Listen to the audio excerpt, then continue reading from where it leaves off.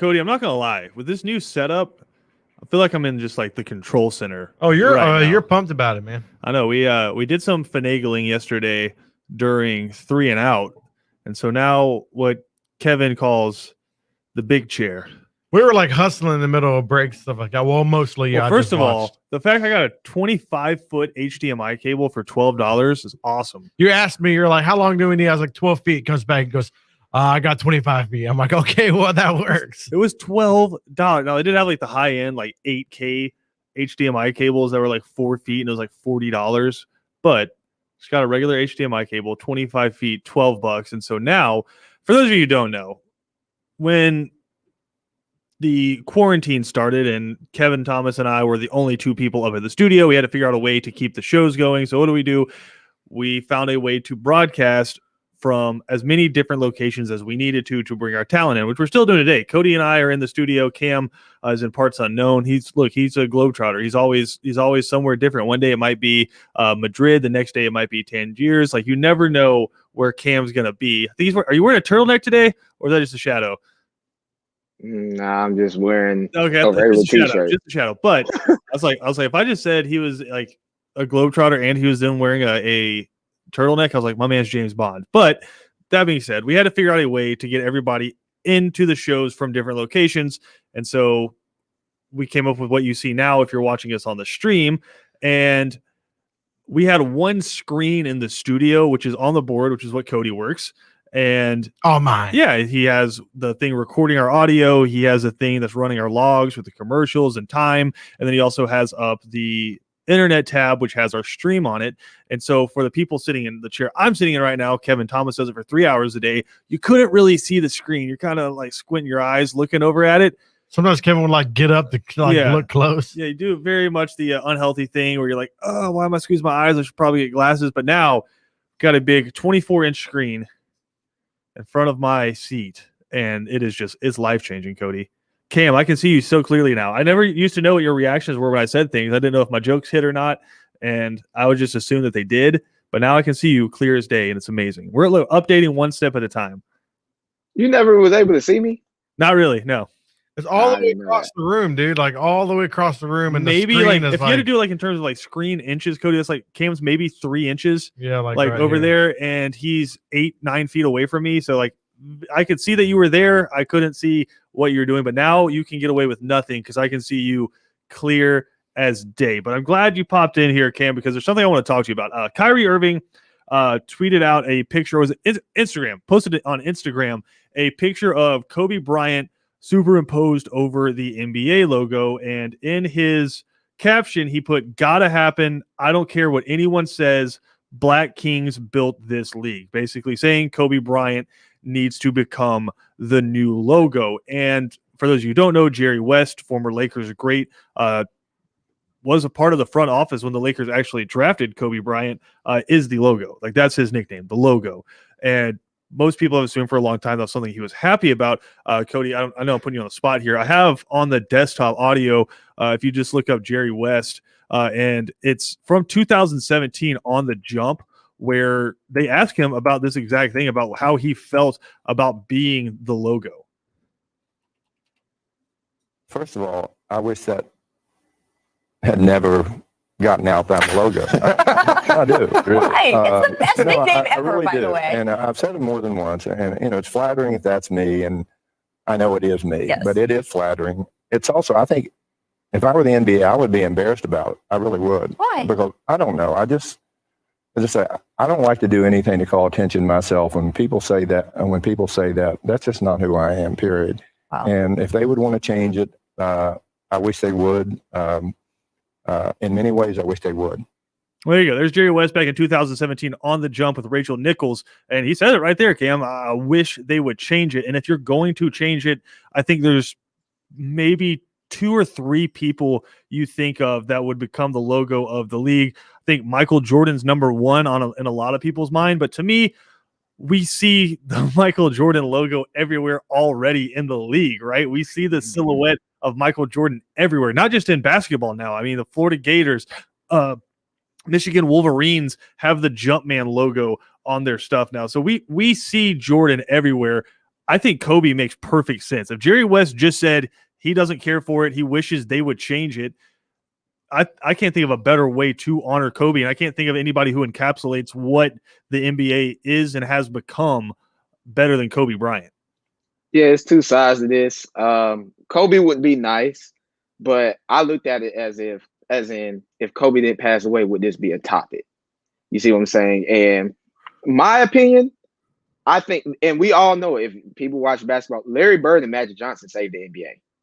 I think both of them together should be the logo. They saved the NBA. And I get what Kyrie Irving is saying, Black Kings, but Larry Bird is a white man. Him and Magic Johnson had battles and saved the NBA when ratings were down. It should be a joint logo. I think it should be them two. Not because, and you know, I'm the biggest Kobe fan, but not because Kobe's passing away. Now he has to all of a sudden be the logo because they never thought of that beforehand. I think it should be Magic and Bird. I mean, I think that's a really interesting idea with Magic and Bird because, as you said, the league has gone through really turbulent times, but it was bad when they first came to the league. And again, they revitalized it from their rivalry in college basketball, bringing that into the NBA to a more historic NBA. I'd probably say the two most historic NBA franchises. But in terms of the death of Kobe Bryant, probably not having this conversation right now if that hadn't happened. But I feel like that happens with a lot of things where you choose to honor somebody because of that, right? And so that I understand what you're saying there. If this didn't happen, if that tragedy didn't happen last year with the helicopter crash, maybe we're not having this conversation. Maybe we are. I mean, a lot of people have felt that strongly about Kobe Bryant for a long time, and a lot of people feel that strongly about Michael Jordan, and he's still with us. So I think it's an interesting conversation, but I do think, Cam, it would be an amazing way to honor Kobe Bryant doing that. But now I'm in my mind, I'm just trying to picture the logo with two guys on it. That's tough. That's a lot of it's busy. That's what people say in the graphic design world, Cam. That's busy. Yeah, it's busy, but I mean, it would be a great way to honor Kobe. I'm not against it. If it happens, I love it. Question: if you did do Kobe, what is he doing in the logo? Right? Oh, he's fading away. It's got to be fading away, right? Yeah, it has to be the fadeaway. He's fading away. I wouldn't mind it. I like it. That's cool. But you know, if they did Magic and Bird, that would be cool too. It's just that was the ultimate rivalry. It was. Now, a few of his teammates have come out after Kyrie Irving said that and just lovingly talking about Kobe Bryant, and they said, "Is it 24 Kobe or is it 8 Kobe? I.e., is it Fro Kobe or no Fro Kobe?" Oh man, Fro Kobe was just cool. He was cooler. He just looked cooler. So I would go with the Fro. He looked real cool, man. Was Fro Kobe the Mamba though? Like, had he become the Mamba yet? Actually, no. Nah, he wasn't. He didn't become the Mamba yet. I know how he became that, and he didn't have the Fro. He was against T-Mac. So yeah, he didn't have the Fro. I definitely think it's a fascinating idea, and just pairing that, Cody, with Jerry West. What he said about just not wanting to be the logo. He hates being called the logo, and he just doesn't want to be identified by that. I think that's a really interesting idea. Oh, changing it up. I can see how they think that. I can really see how they think that. But you're gonna have to choose one guy out of everybody. Jerry West has already been the logo for so long, but now you have all these legends. No one's gonna be happy if you do change it, because they wanted to be old school, and then if you do change it to someone else, they wanted to be someone that like a Larry Bird. If we're not Larry Bird, they wanted a Magic Johnson. If not Magic Johnson, they want Kobe. You know, so there's many different ways you can go with this. I was saying it'd be nice if they had alternate logos and stuff like that. I see what you're saying, but that's to me, that's just completely. To me, that's just you're trying to appease too many people there. Eventually, as an organization, you have to come out, or an association, you have to come out and put one thing out. And I think there was going to be a change again following 2017. Jerry West saying that he doesn't really love the fact that people know. He said, like, really, if you read back in some of his comments, he said he doesn't mind that they used him as a logo. He just wished people didn't know it was him that was the logo, and it was just this ambiguous silhouette that they had used just of a basketball player. He doesn't inherently love being the logo. And Cam, just talking about honoring somebody after they passed, right? I mean, I immediately think of the Roberto Clemente Award.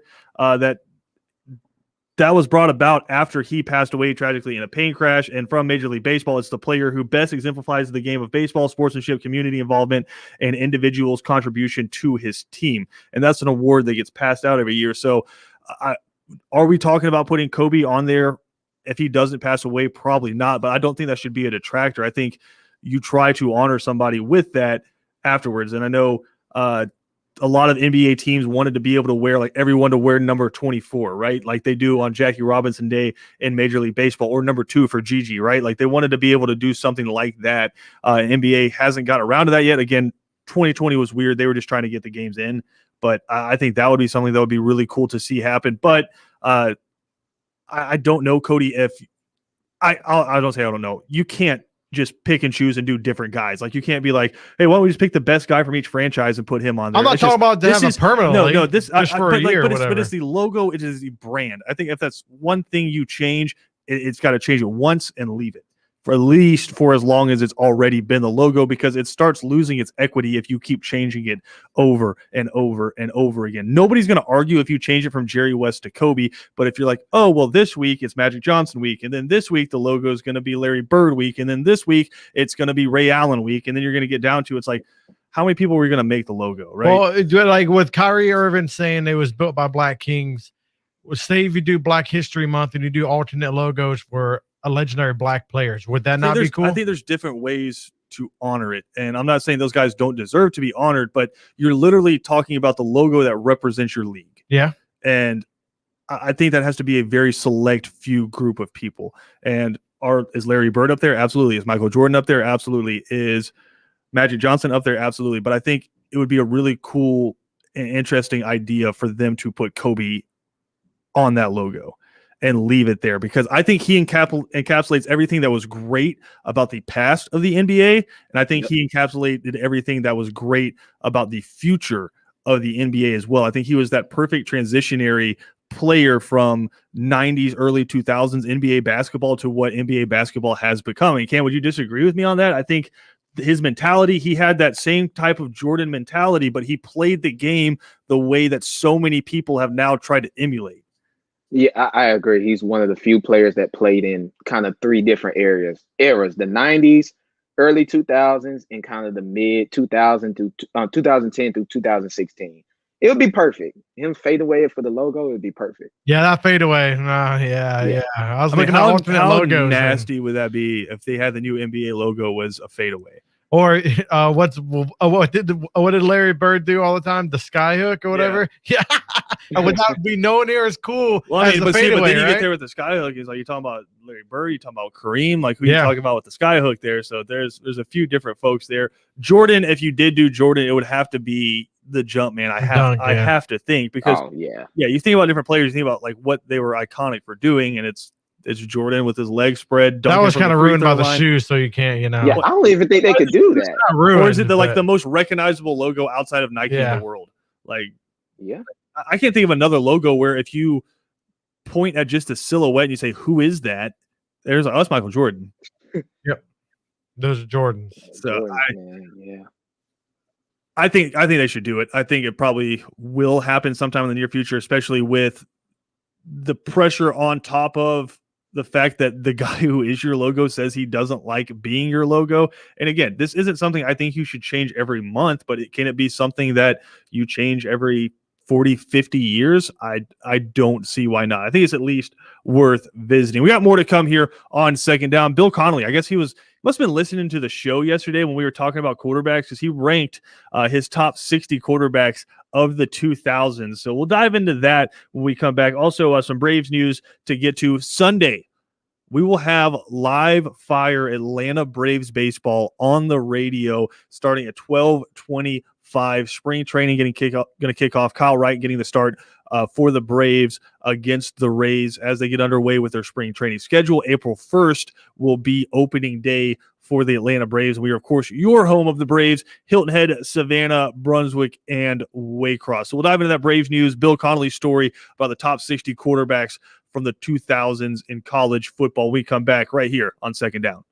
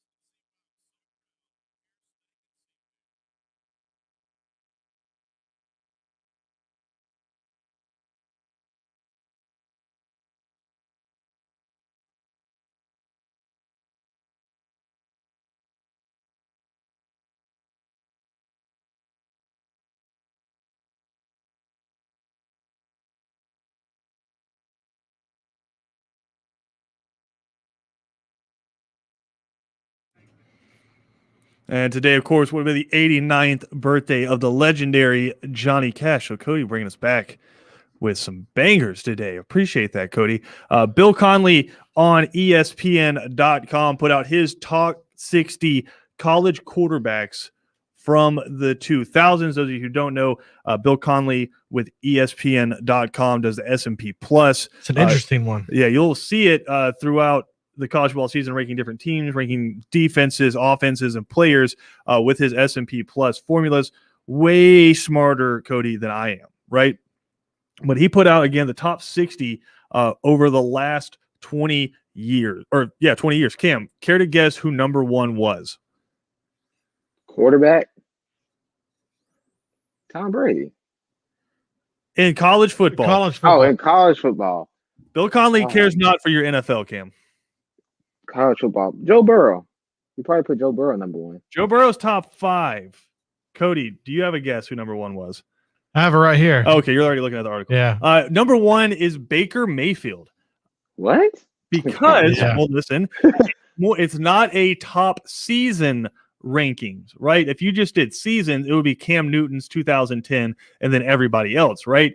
It's your career in college ranked compared to the rest of the college quarterbacks that have played in the last 20 years. And when you look at what Baker Mayfield did, he started at Texas Tech, threw for 400 yards his freshman year in his debut, got hurt, lost his job, transferred to Oklahoma, had to sit out a year. But when he came back, Oklahoma, who had not been very successful in recent history, won 3 straight conference championships. He took them to the playoffs and was a overtime play away from going to the national championship, of course, when they played Georgia in the Rose Bowl. So, I mean, Baker Mayfield, Heisman Trophy winner, set the efficiency ranking in his senior season. And we talked about this yesterday, just in terms of superstars, man, just the attitude, the throat slash, the grabbing himself below the belt thing, maybe not great, but it's just he encapsulated what I thought it meant to be a superstar. Some people thought he was a villain, and some people loved him. And it was celebrity status to the highest order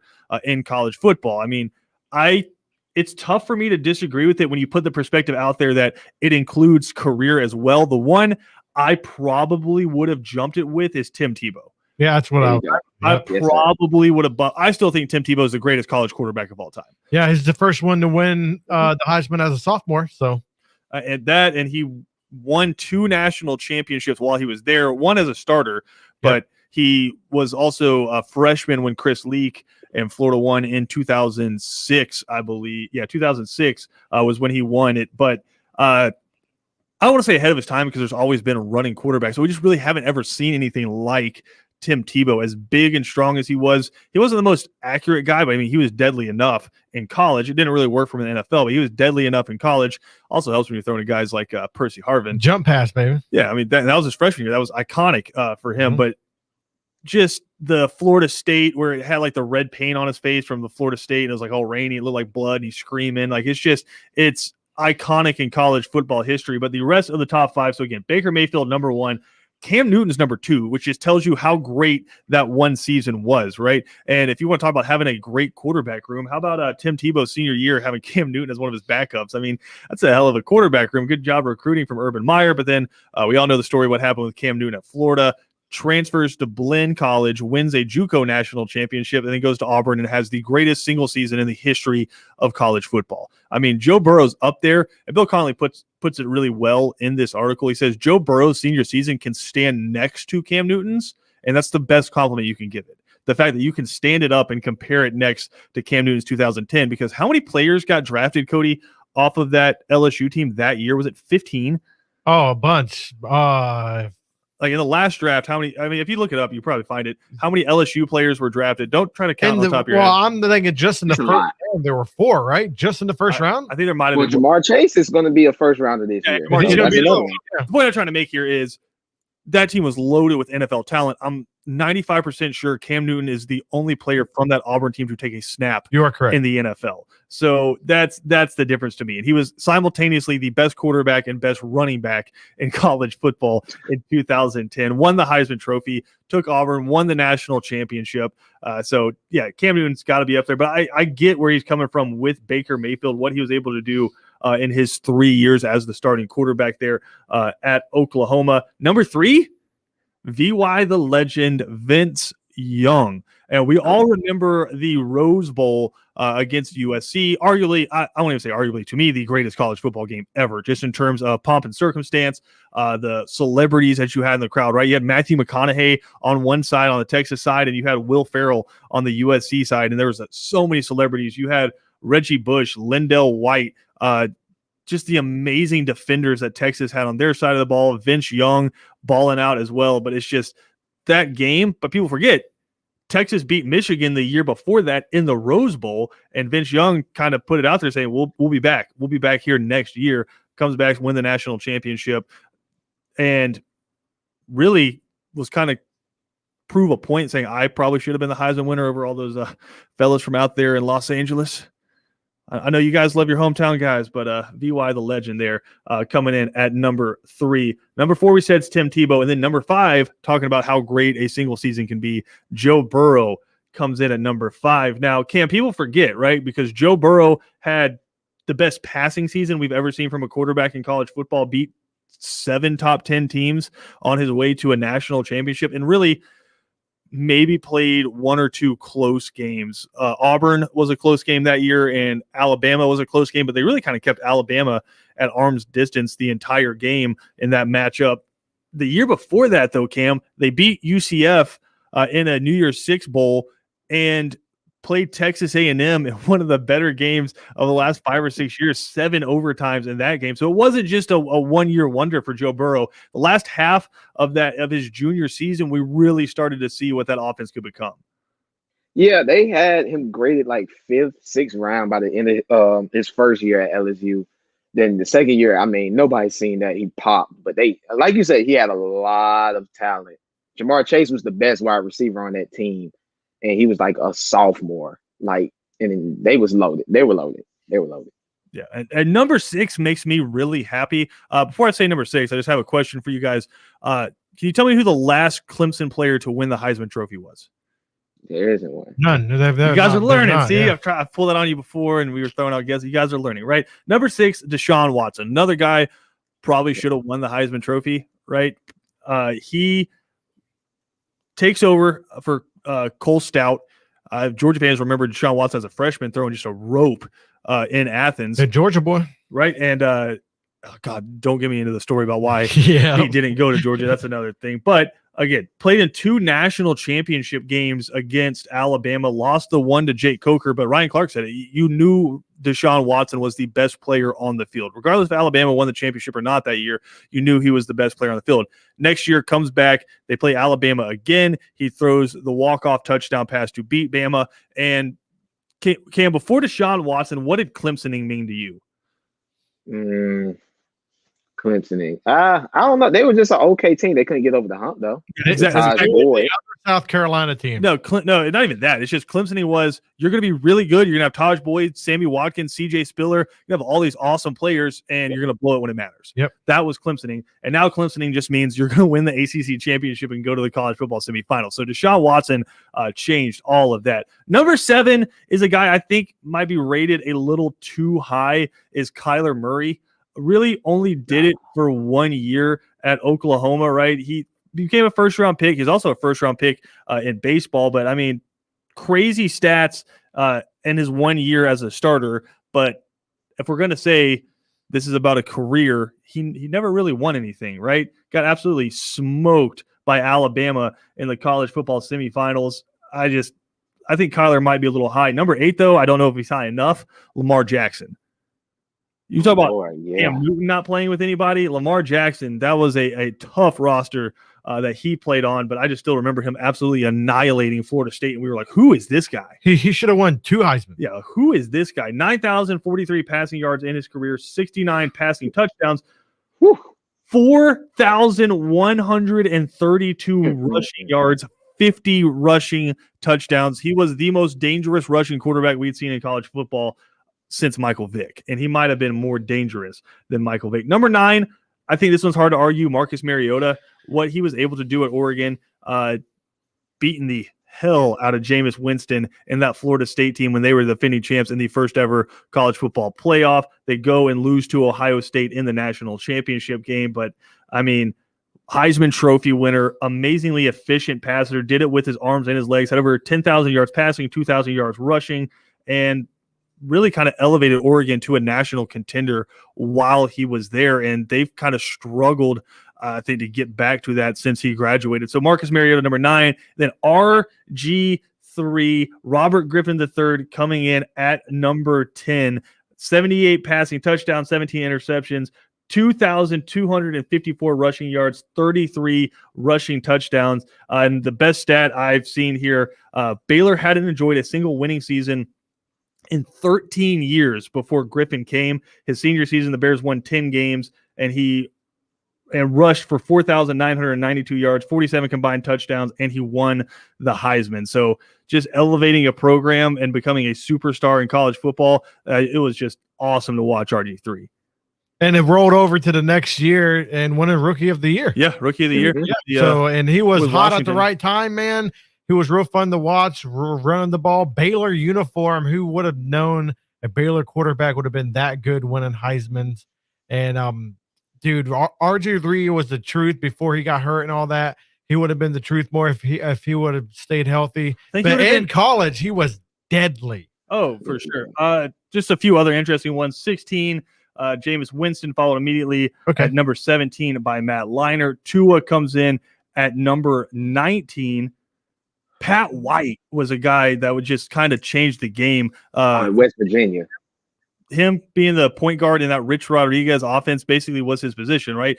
They were doing what everybody else is doing now in 2005, right? I mean, Georgia played them in 2005 when Georgia had DJ Shockley as their quarterback, Okay. won the SEC championship, went to the Sugar Bowl, and had nothing for Pat White and Steve Slayton, like just absolutely nothing. And Pat White was the guy who kind of held it all together. I believe he played wide receiver when he got drafted by the Dolphins, but as a quarterback in college, Pat White was the truth. And you get down some, the Ken Dorsey's in there. Aaron Murray makes it in there as well. I mean, the SEC's all-time leader in passing, kind of revitalized the Mark Richt era there at Georgia. But a really interesting listen. Encourage you to go through the whole thing. It's on ESPN Plus. But I said, Cam, you must have been listening to the show yesterday when we were talking about all these great quarterbacks from the last few years. We got more to come here on Second Down. I'll dive into a little Braves news next.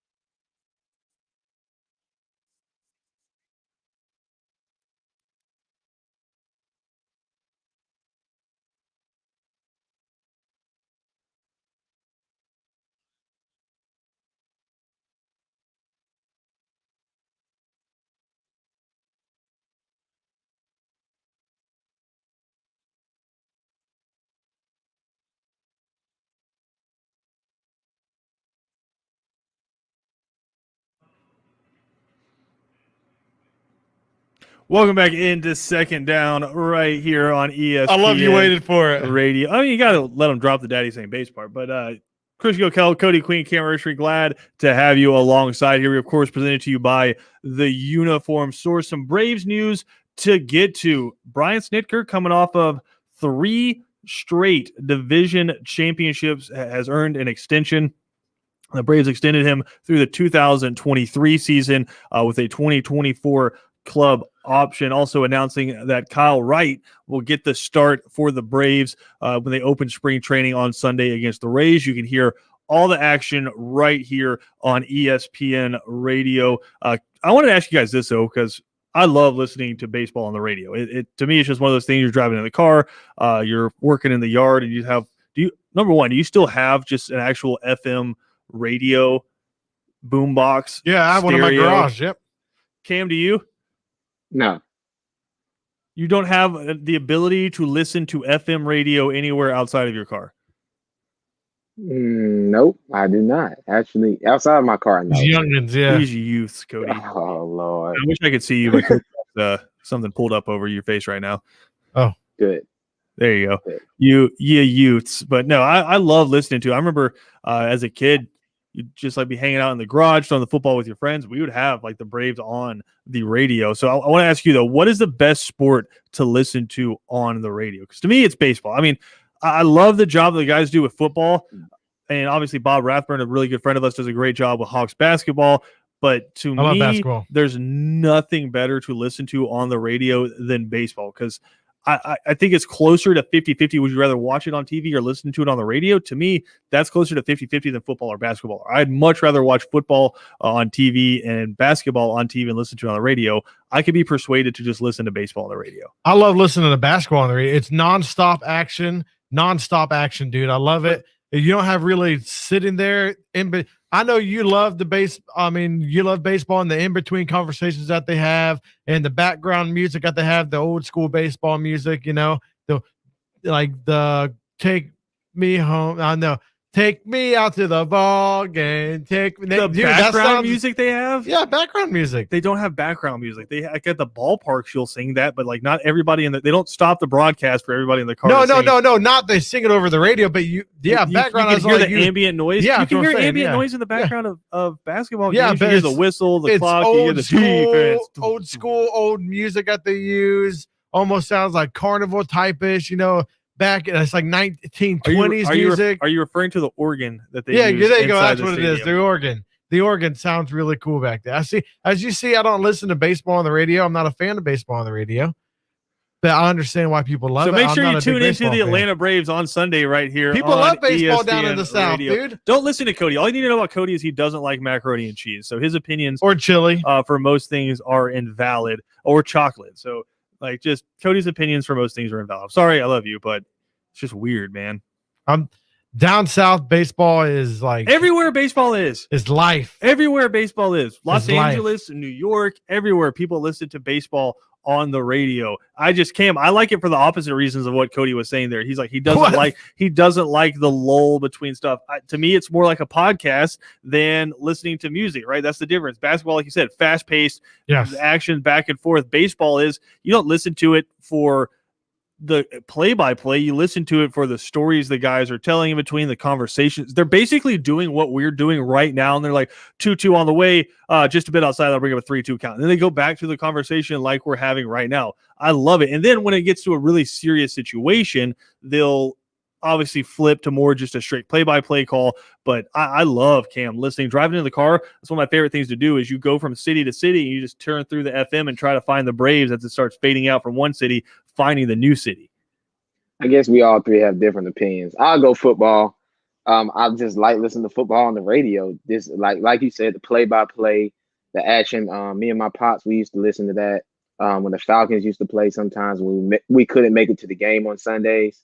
So it just brings back good memories. But now, we normally just watch everything on television. Yeah, Dave Arsher and Wes Durham, the two more of our good friends calling the Falcons games, do an excellent job up there. But I remember growing up in terms of football, folks would actually be at the Georgia games and have the FM headsets on. You know what I'm talking about, where they have like the Oh, yeah. antenna Oh, sticking yeah. out of Oh, the headset. yeah. Looks like something a NASCAR pit crew chief's wearing. They'd have that on. They would be actually in the stadium watching the game, listening to Larry Munson call the game back in the day. And a lot of folks, and my dad used to do this at home, is you'd have the TV on, but you'd have the volume down and Larry Munson up on the radio listening to his call of it. Larry Munson, the legend. Because you can't be listening to these national play-by-play guys, right? They're just going to give you their non-biased opinions about the game, and both teams are great. You know, you want Larry Munson just talking about the Dogs. You don't want to hear opinions about the other teams.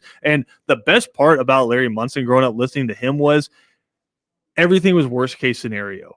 Like, you didn't have a chance. I remember Kevin Butler kicked, I believe, you might have to look this up for me, Cody. I believe it was a 60-yard field goal, but it might have been a little bit more than that to beat Clemson. And it wasn't a 60-yard field goal to Larry Munson. It was, they're about to kick this one 100,000 miles. Like, it's just, I loved it. And after Georgia would win, he's like, hey, I gave up. I know you did too, but they pulled it out. All that just beautiful to listen to. You got to do it every now and then. Yeah, 60-yard. A 60-yard kick 60-yarder, yeah. For the legend Kevin Butler. So, yeah, loved Larry Munson, and he might be the one who would persuade me away from something, but I still, to me, it's baseball. I think the guys do a great job on the Braves radio network and switching out. Like, one guy will do play-by-play for an inning, and the other guy will do color, and then they'll flip, and the other guy will do play-by-play the next inning. I love listening to that back and forth. But again, you're just joining us. Brian Snitker gets an extension through the 2023 season. The Braves will have the option to pick him up in 2024, and just so many fun storylines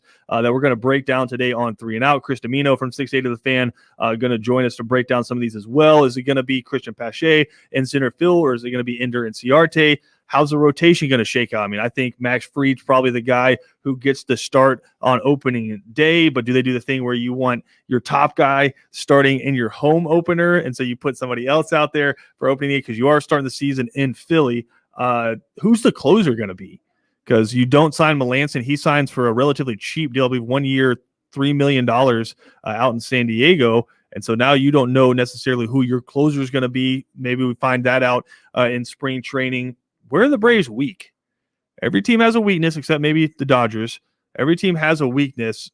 Are we going to figure that out where the Braves are? I think the sneaking suspicions would be probably third base, but I, like some of our callers, have faith in Austin Riley. I think he's a guy who's super young, and he can absolutely destroy baseball. I think he plays a pretty good third base as well. So I haven't lost complete faith in him. That's something we're going to watch as well. And then finally, the battle for the bench spots. No more Charlie Culberson this year. No Nick Markakis as of yet. So who are going to be those guys who fill out those bench spots for the Braves? All storylines that we're going to be watching this spring training. And we're going to break all those down coming up on 3 and Out here in a little bit. We got to take a quick break here. We'll be back with the final segment, Second Down.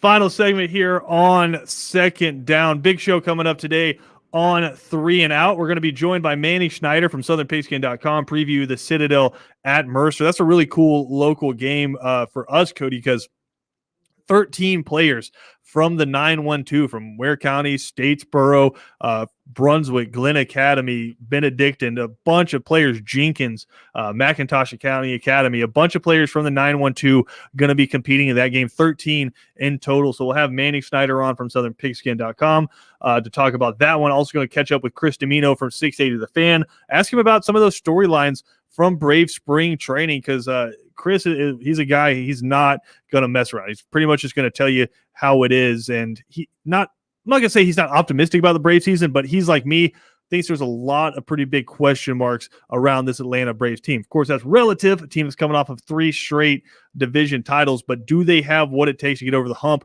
win 5 more games, and bring home a World Series title? So we'll catch up with Chris Domino about that. Of course, remember, on ESPNCoastal.com right now, you can sign your business up for a chance to win a free season-long Brave sponsorship right here on ESPN Radio. Your commercials will be played multiple times throughout the games. So just make sure you go to ESPNCoastal.com, sign your team up, sign your business. I guess it's your team, right? Yeah, it's your team. Sign your business up for that. Cost nothing. Just name and email, and you'll be entered for a chance to win that sponsorship. But Cam, I want to go back to what we were discussing in the second segment there about the top 60 quarterbacks for over the last 20 years. I know Bill Conley ranked them with his S&P Plus and kind of moved them around a little bit based off of just what they did throughout their career. But who is your favorite quarterback to watch over the last 20 years? Because really for you, right, that just kind of means your entire life. So who's been your favorite quarterback to watch since you've been alive? College football, Johnny Manziel, easily. That's my guy. 15. Yeah, that's my guy, Johnny Manziel. What he did with Bama, it was awesome. I've never seen nobody do that against Bama, I think, at that point in time. It was awesome. So definitely Johnny football. And see, quarterbacks have just made, and this is how good Nick Saban is in Alabama. I've been, Cody, quarterbacks have kind of made their names just off of beating Alabama. I mean, Chad Kelly and Bo Wallace both did that with Ole Miss, right? You kind of knew who they were, but then you beat Bama. Everybody knows who you are. It's so funny to me, Cam. Like, if you look at Bo Nix, right?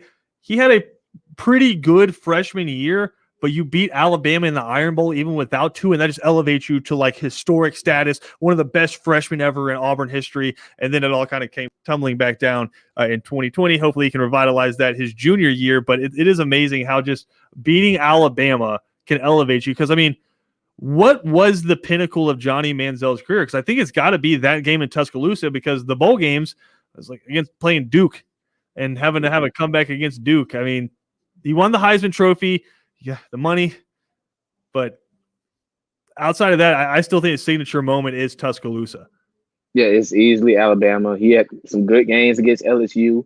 He had 2 back-to-back good years against Bama. One that he blew a lead, but that game he won. Who was it? Vinny Sunseri that had the game-sealing pick out at Texas A&M at Kyle Field? He was fun to watch. So you know who Johnny Manziel used to sling that rock to out of Texas A&M? Mike Evans.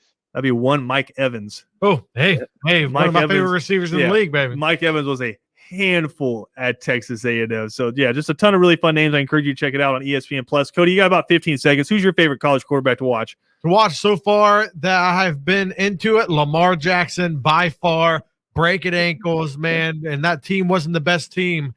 Smoking it. I don't have to count you down no more. You know it all. Look at you. I was trying to scare you into thinking that it was a Hard Network album. We still got a minute. We do. No, you got to play the outro, dude. Don't you remember? That's true. We got a few seconds left here. But no, if I had to say my favorite quarterback to watch, I was trying to get you to panic because I did, dude. Look at my face. You've given me way too much responsibility. Look how red my face is. Yeah, you've given me way too much responsibility over here. Favorite quarterback to watch over the last few years? I still think it's Tim Tebow. Dude was it's a walking bucket in basketball. Tim Tebow was a walking touchdown in college football. 3 and Out's coming up next.